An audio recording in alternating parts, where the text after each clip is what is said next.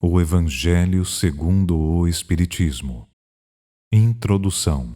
Por Allan Kardec, na primeira edição de O Evangelho, no ano de 1864. Objetivo desta obra. Podemos dividir as matérias contidas nos Evangelhos em 5 partes. A primeira, os atos comuns da vida do Cristo. A segunda, os milagres. A terceira, as profecias. A quarta, as palavras que serviram para o estabelecimento dos dogmas da Igreja. Quinta, o ensino moral. Se as 4 primeiras partes têm sido objeto de discussões, a última permanece inatacável. Diante desse código divino, a própria incredulidade se curva. É o terreno em que todos os cultos podem encontrar-se, a bandeira sob a qual todos podem abrigar-se, por mais diferentes que sejam as suas crenças, porque nunca foi objeto de disputas religiosas, sempre e por toda parte provocadas pelos dogmas. Se o discutissem, as seitas teriam, aliás, encontrado nele a sua própria condenação, porque a maioria delas se apegaram mais à parte mística do que à parte moral, que exige a reforma de cada um. Para os homens, em particular, é uma regra de conduta que abrange todas as circunstâncias da vida privada e pública, o princípio de todas as relações sociais fundadas na mais rigorosa justiça. É, por fim, e acima de tudo, o caminho infalível da felicidade a conquistar, uma ponta do véu erguida sobre a vida futura. É essa parte que constitui o objeto exclusivo desta obra. Todo o mundo admira a moral evangélica. Todos proclamam a sua sublimidade e a sua necessidade. Mas muitos o fazem confiando naquilo que ouviram, ou apoiados em algumas máximas que se tornaram proverbiais, pois poucos a conhecem a fundo, e menos ainda a compreendem e sabem tirar-lhe as consequências. A razão disso está, em grande parte, nas dificuldades apresentadas pela leitura do Evangelho, ininteligível para a maioria. A forma alegórica, o misticismo intencional da linguagem fazem que a maioria o leia por desencargo de consciência e por obrigação, como leem as preces sem as compreender, o que vale dizer sem proveito. Os preceitos de moral espalhados no texto, misturados com as narrativas, passam despercebidos. Torna-se impossível apreender o conjunto e fazê-los objeto de leitura e meditação separadas. Fizeram-se, é verdade, tratados de moral evangélica, mas a adaptação ao estilo literário moderno tira-lhe a ingenuidade primitiva, que lhe dá, ao mesmo tempo, encanto e autenticidade.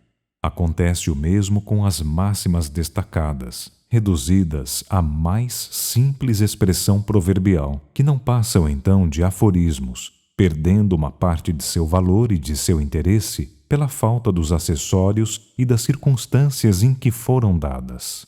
Para evitar esses inconvenientes, reunimos nesta obra os trechos que podem constituir, propriamente falando, um código de moral universal, sem distinção de cultos. Nas citações, conservamos tudo o que era de utilidade ao desenvolvimento do pensamento, suprimindo apenas as coisas estranhas ao assunto. Além disso, respeitamos escrupulosamente a tradução original de Sacy, assim como a divisão por versículos. Mas, em vez de nos prendermos a uma ordem cronológica impossível e sem vantagem real em semelhante assunto, as máximas foram agrupadas e distribuídas metodicamente segundo a sua natureza, de maneira a que umas se deduzam das outras tanto quanto possível. A indicação dos números de ordem dos capítulos e dos versículos permite recorrer à classificação comum, caso se julgue conveniente.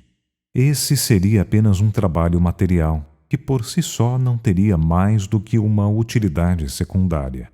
O essencial era pô-lo ao alcance de todos, pela explicação das passagens obscuras e o desenvolvimento de todas as suas consequências, com vistas à aplicação às diferentes situações da vida. Foi o que procuramos fazer com a ajuda dos bons espíritos que nos assistem. Muitas passagens do Evangelho, da Bíblia e dos autores sagrados em geral são ininteligíveis, e muitas mesmo parecem absurdas por falta de uma chave que nos dê o seu verdadeiro sentido. Essa chave está inteirinha no Espiritismo, como já se convenceram os que estudaram seriamente a doutrina e como ainda melhor se reconhecerá mais tarde. O Espiritismo se encontra por toda parte, na antiguidade e em todas as épocas da humanidade.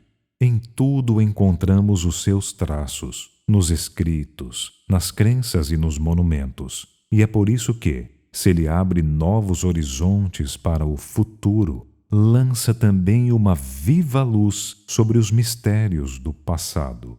Como complemento de cada preceito, damos algumas instruções, escolhidas entre as que foram ditadas pelos espíritos em diversos países através de diferentes médiuns.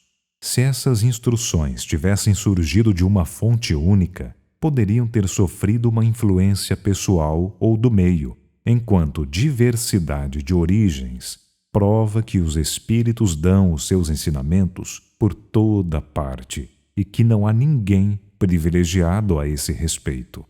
Esta obra é para o uso de todos. Cada qual pode dela tirar os meios de conformar sua conduta à moral do Cristo.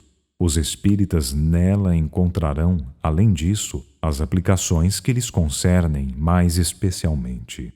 Graças às comunicações estabelecidas, de agora em diante, de maneira permanente, entre os homens e o mundo invisível, a lei evangélica, ensinada a todas as nações pelos próprios espíritos, não será mais letra morta, porque cada qual a compreenderá e será incessantemente solicitado a pô-la em prática pelos conselhos de seus guias espirituais. As instruções dos espíritos são verdadeiramente as vozes do céu que vêm esclarecer os homens e convidá-los à prática do Evangelho.